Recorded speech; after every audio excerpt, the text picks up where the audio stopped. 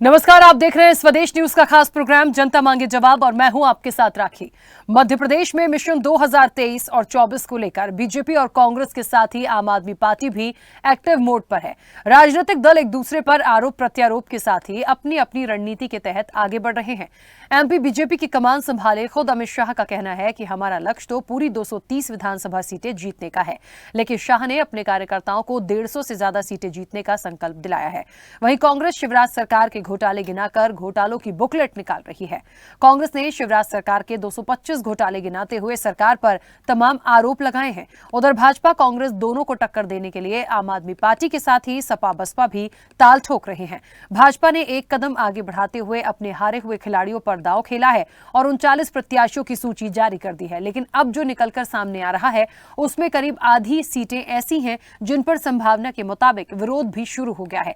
तो वहीं टिकट को लेकर कांग्रेस भी चिंतन मंथन के दौर में है। खुद कमलनाथ की माने तो टिकट के लिए क्राइटेरिया तय कर दिया गया है और वो है परफॉर्मेंस। इसके अलावा एक जो सबसे बड़ी बात है वो है रिपोर्ट कार्ड की। शिवराज सरकार को रिपोर्ट कार्ड अमित शाह ने पेश किया। शिवराज समेत भाजपा सरकार के बीते 20 सालों की उपलब्धियां गिनाई तो कांग्रेस से 50 सालों का हिसाब भी मांगा। अब भाजपा कांग्रेस भले ही एक दूसरे पर आरोप प्रत्यारोप मढ़ते रहे, हिसाब मांगते रहे, लेकिन इस विधानसभा चुनाव के बाद तय हो जाएगा कि किसने सही काम किया और किसने नहीं। जनता मांगे जवाब में आज इसी मुद्दे पर करेंगे चर्चा।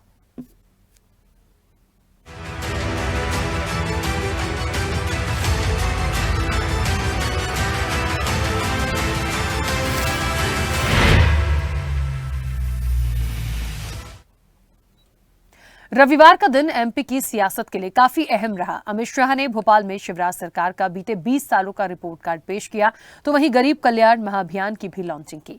सीएम शिवराज की तारीफ करते हुए कहा कि उन्होंने मध्य प्रदेश से बीमारू राज्य का टैग हटाया है।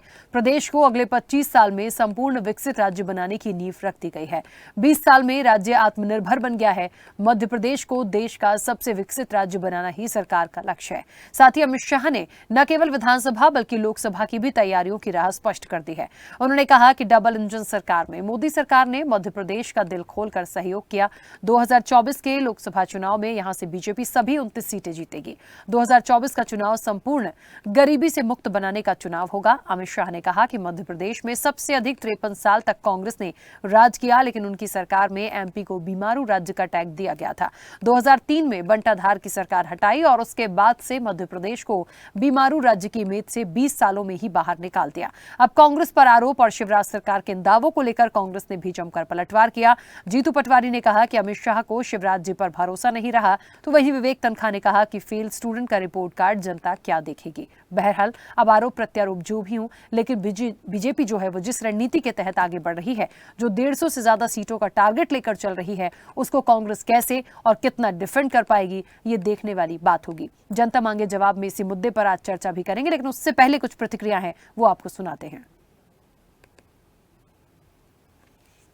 शासन में 53 साल में मध्य प्रदेश को क्या विरोध मिला?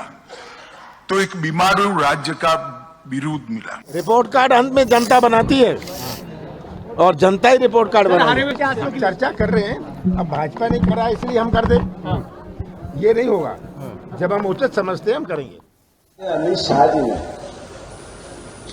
दो बातें बहुत महत्वपूर्ण की अपनी शुरुआत में।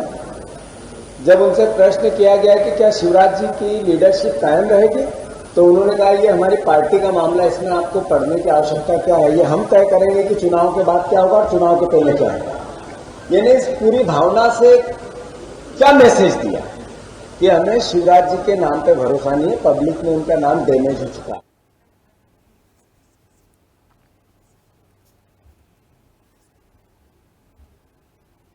चलिए, तो कुल मिलाकर चुनावी मूड में है सभी लोग, राजनीतिक दल भी, दिग्गज भी।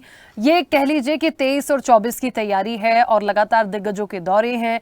शिवराज सरकार के रिपोर्ट कार्ड को पेश किया गया है, उनकी अपनी अलग कहानियां हैं, उनका एक अलग चीजों को बोला गया है। कांग्रेस अपनी चीजों पर अलग है, क्योंकि ये पक्ष विपक्ष है तो इनमें नोकझोंक होनी है। लेकिन तीसरे विकल्प के रूप में जिस आम आदमी पार्टी की हम बात करते हैं हमेशा, वो भी कहीं ना कहीं चुनावी मैदान में है। सपा और बसपा भी मैदान में है।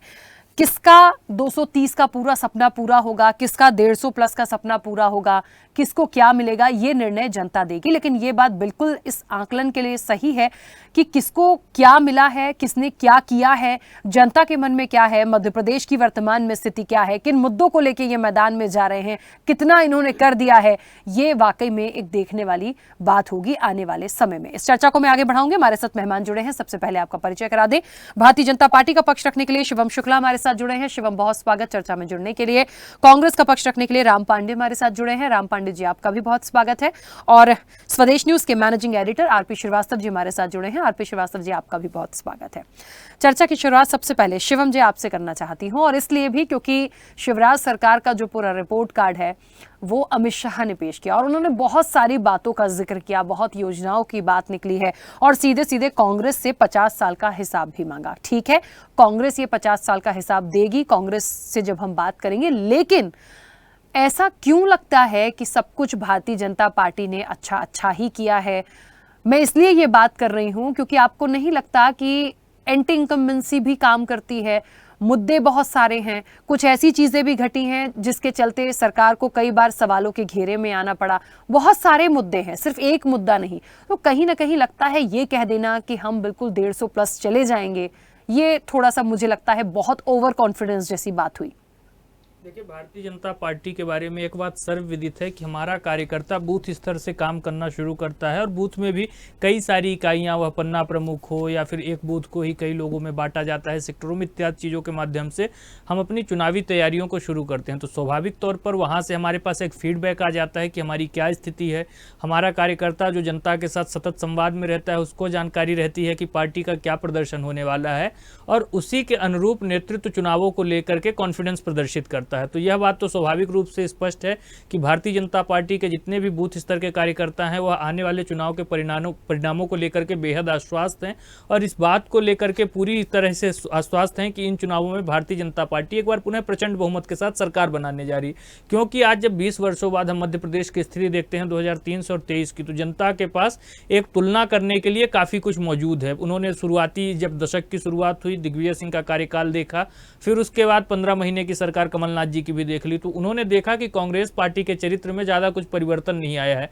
पहले भी वही घोटाले थे, वही भ्रष्टाचार था, उसी प्रकार से मध्य प्रदेश के महत्वपूर्ण विषयों पर एक प्रकार की सुस्ती थी, जिसके कारण पूरा प्रदेश बीमारू प्रदेश बन चुका था। और भारतीय जनता पार्टी की सरकार ने क्या किया, उस बीमारू प्रदेश को इस देश का सबसे सुचारू प्रदेश बनाने का काम किया। आप किसी भी सेक्टर की बात कर लीजिए, जीडीपी की बात करिए, इंफ्रास्ट्रक्चर बजट की बात करिए, शिक्षा बजट की बात करिए, अनुसूचित जाति, जनजाति, ओबीसी वर्ग, हर एक वर्ग का सम्मान भारतीय जनता पार्टी की सरकार ने किया। महिलाओं की दृष्टि से देखें तो भारतीय जनता पार्टी की ऐसी कई सारी योजनाएं आई जो पूरे देश में अपने आप में ऐतिहासिक सिद्ध हुई और पूरी देश भर के कई राज्यों ने हमारी योजनाओं की पैरोडी खड़ी करने का प्रयास किया। यह चीजें मध्य प्रदेश को अपने आप में दिखाती हैं कि मध्य प्रदेश ने 21वीं सदी में देश का मान बढ़ाने के लिए सबसे महत्वपूर्ण स्तर पर योगदान दिए। और राजीव गांधी जी के जमाने में जो एक अर्थशास्त्री जी ने, जैसा कल माननीय गृह मंत्री जी ने भी कहा कि देश में जो 4 राज्य पूरे देश की प्रगति में अवरोधक बन रहे थे उनमें मध्य प्रदेश भी सम्मिलित था। लेकिन अगर आज मध्य प्रदेश की छवि पूरे देश में है तो वह देश की प्रगति को गति देने के लिए है।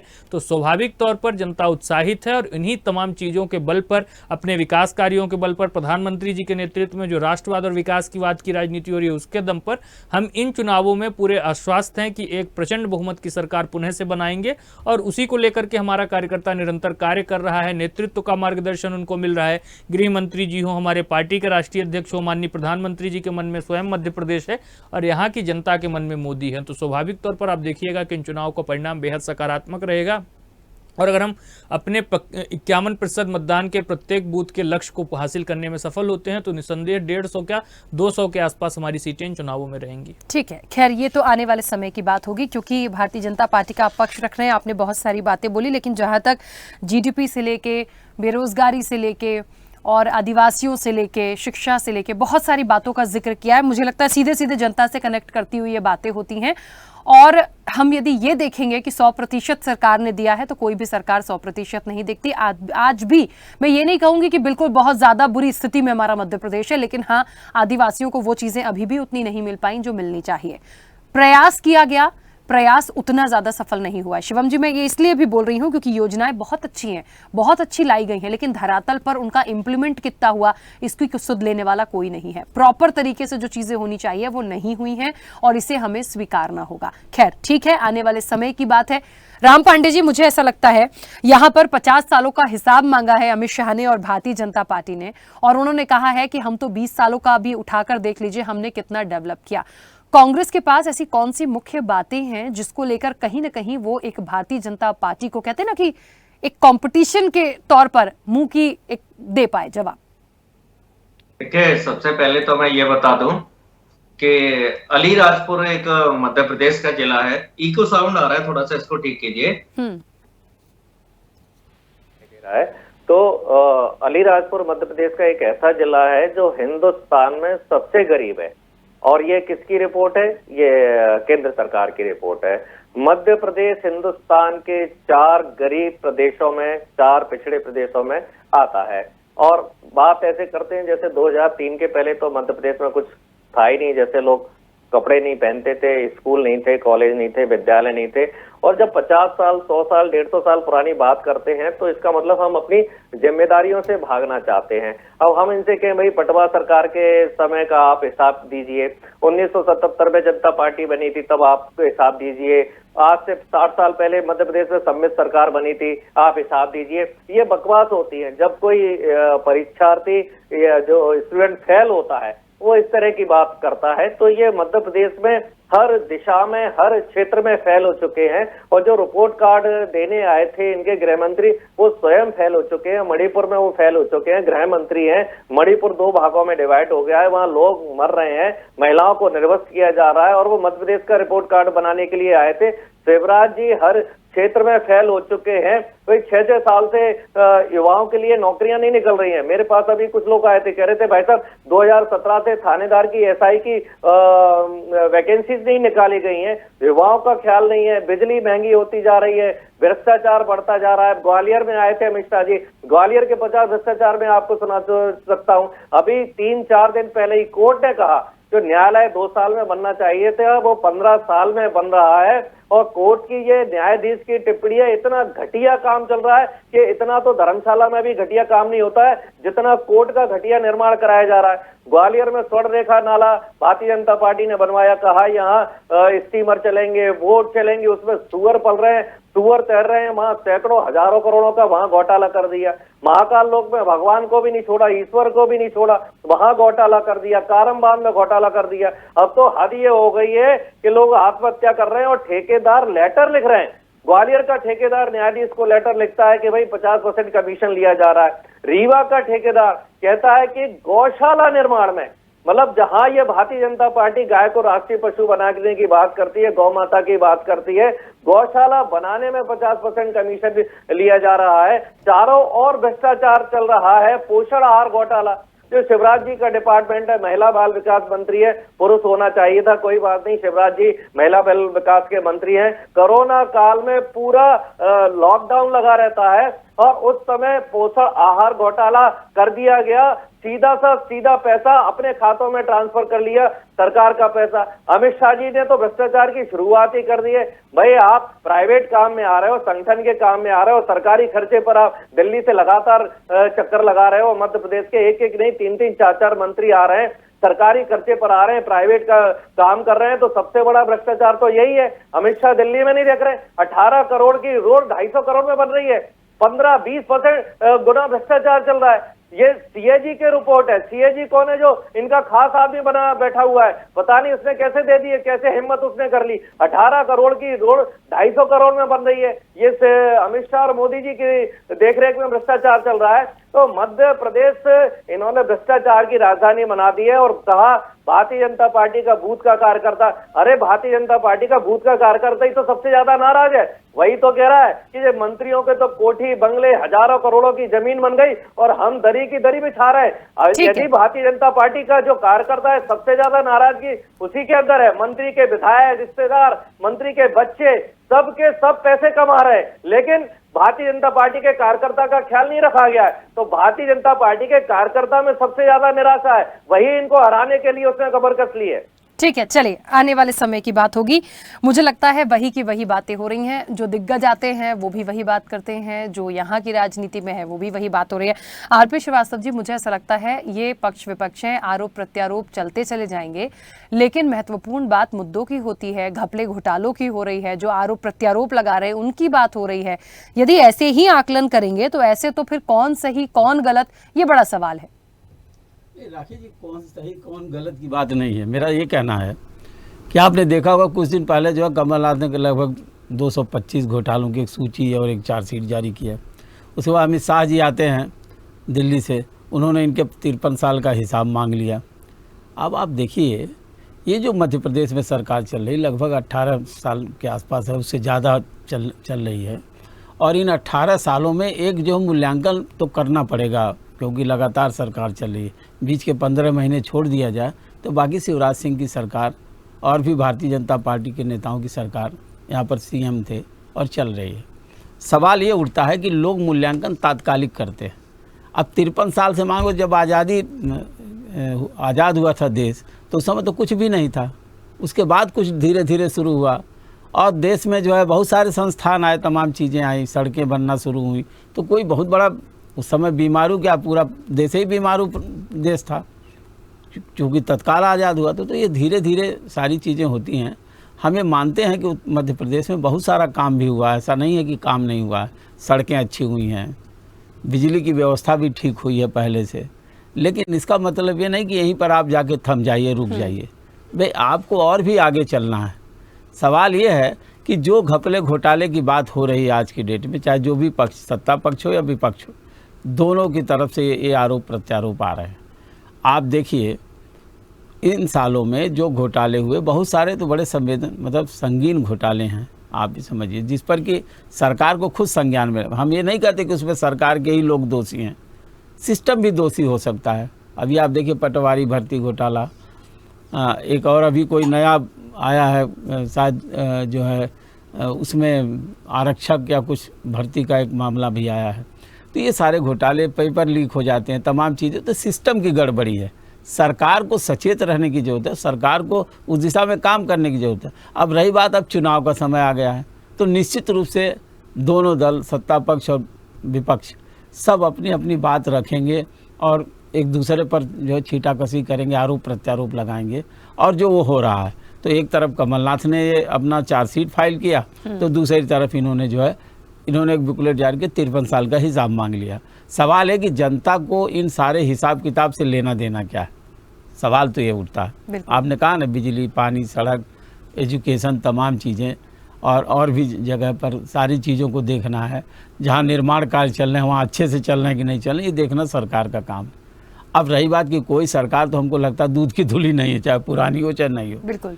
सवाल ये उठता है कि आप इसको किस तरह से लोगों के बीच में बताएंगे, क्योंकि आप वर्तमान में सत्ता में हैं, तो सत्ता में तो जवाबदेही आपकी बनती है कि अपने इन सालों का हिसाब दें। रही बात 53 सालों का हिसाब, तो आप पहले से लेते आ रहे हैं।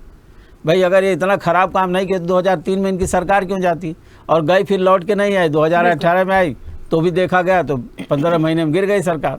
तो ये सवाल हमेशा से लगातार ये है कि उनके पुराने, जब आपके घोटाले की बात करें तो पुराने घोटाले की बात करें, तो पुराने तो पहले से करते आ रहे हैं। तो ये है। अब रही बात है कि ये कितने कारगर होंगे आने वाले चुनाव में, किसके जो है आरोप में कितना दम होगा, ये तो जनता तय करेगी। किसको कितनी सीटें मिलेंगी, किसी का 150 का नारा, किसी का 200 पार का नारा, ये तो नारे चलते रहते हैं। जुमला भी हो सकता है, लोग बाद में बोलते हैं जुमला है। तो आपको एक तरह से अपना जो है रिपोर्ट कार्ड बताना पड़ेगा, जनता के बीच में जाना पड़ेगा। हम नहीं कहते कि एंटी इनकम्बेंसी शब्द का इस्तेमाल नहीं करते, लेकिन एक चीज़ तो पक्की है, सरकार आपकी है, जवाब आपको देना पड़ेगा, जनता के बीच में जाना पड़ेगा। अगर आप सही हैं तो निश्चित रूप से जनता आपका समर्थन करेगी। बिल्कुल सही बात है। शिवम जी, मुझे ऐसा लगता है कि जहां तक रिपोर्ट कार्ड की बात हो रही है और जिस तरह का रिपोर्ट कार्ड पेश किया गया है, उसको लेकर विपक्ष के पास देखिए सवाल बहुत हैं और होने भी चाहिए, क्योंकि वो विपक्ष है। आज विपक्ष से शायद इतने सवाल जनता नहीं करेगी, क्योंकि उनको एक बार मौका मिला, फिर जिस वजह से सरकार चली गई, लेकिन वो एक विश्वास जताने की बात कर सकते हैं। विपक्ष के पास भी बहुत बड़ा मुद्दा ये हमेशा से चला आया, जब से सरकार गिरी थी 2018 में हमने देखा था, तब भी ये तमाम चीजें वो बोलते आए थे कि लोकतंत्र की हत्या की है, ऐसा नहीं होता, ये गलत किया गया है। तो इसके साथ साथ बहुत सारी बातें उनको बोलने के लिए, तो उन्हें तो अपनी चीजें जो हुई हैं, जो आरोप आक्षेप लगाना है वो लगाएंगे, क्योंकि वो विपक्ष है। लेकिन ये बात बिल्कुल सही है कि सरकार की जो जिम्मेदारी है बड़ी महत्वपूर्ण है।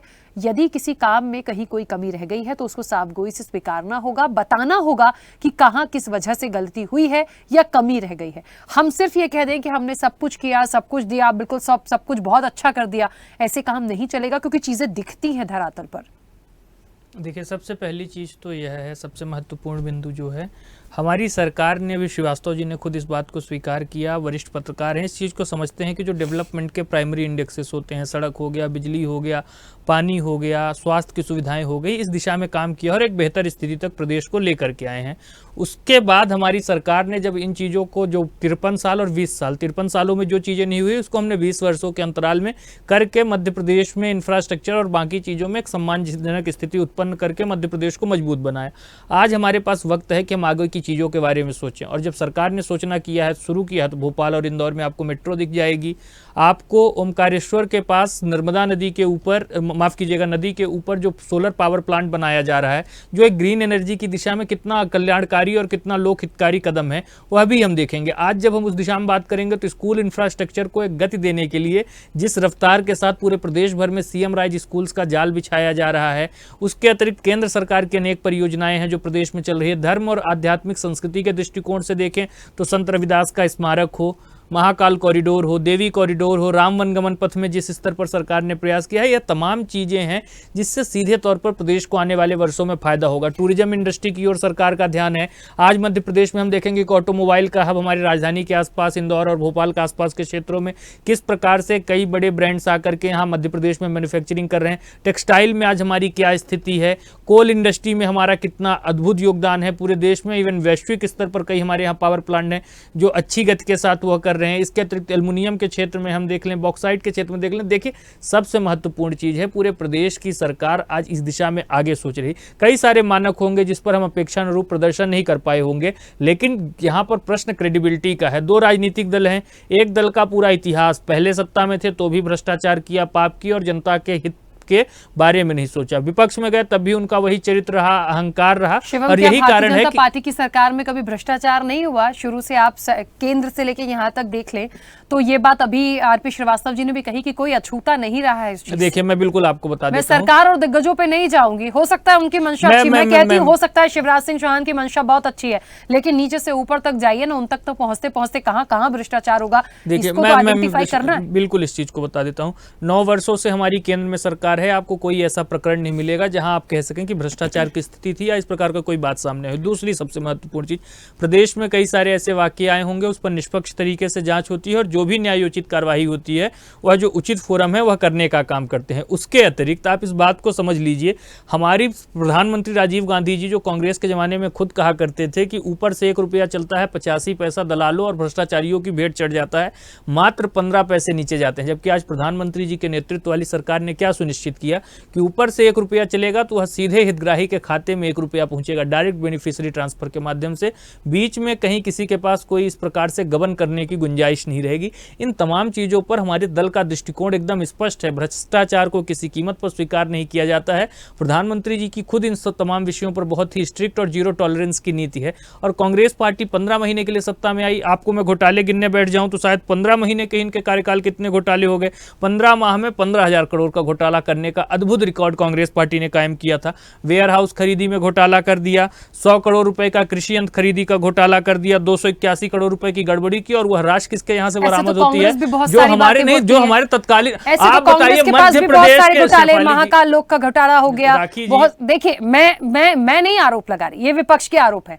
आप बोलेंगे तो विपक्ष भी बोलेगा। खैर ठीक है, देखिए समय की सीमा है। आखिरी एक पॉइंट बोल देता हूं, जल्दी से। मध्य प्रदेश के इतिहास में ऐसा पहली बार हुआ होगा जब एक मुख्यमंत्री के निजी सचिव के यहाँ यहाँ छापा पड़ता है और सैकड़ों करोड़ रुपए कैश में मिलते हैं। ये हवाला का पैसा है, ये हमारा आपका लूटा हुआ पैसा है। उनके भांजे के यहाँ जब छापा पड़ता है तब इतनी बड़ी धनराशि पकड़ी जाती है। यह दिखाता है कि वह पूरी सरकार भ्रष्टाचार और दलालों की सरकार थी, जिसको मध्य प्रदेश की जनता ने अपना पीछा छुड़ाने पर कहीं ना कहीं एक आत्मानुभूति महसूस की होगी कि अच्छा हुआ अगर वह सरकार को बावजूद इसके 18 में कांग्रेस की सरकार आई और फिर वो गलत तरीके से गई। ठीक है, राम पांडे जी अपनी बात रखिएगा। देखिए, आरोप लगाना एक अलग बात है और प्रमाणित करना अलग बात है। इन्होंने जो कांग्रेस पर आरोप लगाए हैं उसका एक भी प्रमाण नहीं है और इन पर जो आरोप है वो प्रमाणित है। सीएजी ने प्रधानमंत्री, गृह मंत्री और रोड मंत्री, ट्रांसपोर्ट मंत्री सब पर आरोप लगा दिया अभी कि 18 करोड़ की रोड दिल्ली में 250 करोड़ की बनाई जा रही है द्वारका में। ये हो गया गृह मंत्री के ऊपर, प्रधानमंत्री और केंद्र सरकार के ऊपर आरोप। मध्य प्रदेश में आपने देख ही चुका है, महाकाल लोक घोटाले में थोड़ी सी हवा में मूर्तियां गिर गई, टूट गई, बिखर गई। कारम बांध घोटाला आप देख ही चुके हैं, थोड़ा सा पानी भरा उसमें कारम बांध बह चुका है। हाई कोर्ट की टिप्पणी आप देख ही चुके हैं, ठेकेदार के लेटर आप देख ही चुके हैं। तो इनके जो घोटाले हैं वो प्रमाणित है, जनता के सामने वो आ चुके हैं। अब ये हमारे ऊपर 15,000 का लगाए, 50,000 का लगाए, कितने का भी लगा सकते हैं। ये लोग झूठ बोलने में माहिर हैं, एक्सपर्ट हैं। और जब हम विकास की बात करते हैं तो तुलनात्मक विकास होता है। आज मध्य प्रदेश के जो युवा हैं, इन्होंने यदि विकास किया होता तो मध्य प्रदेश के जो युवा मध्य प्रदेश में नौकरी करते, वो बाहर नौकरी करने के लिए नहीं जाते। यदि इन्होंने विकास किया होता तो हमारी बहनों को 1-1 हजार रुपए देने की जरूरत नहीं पड़ती।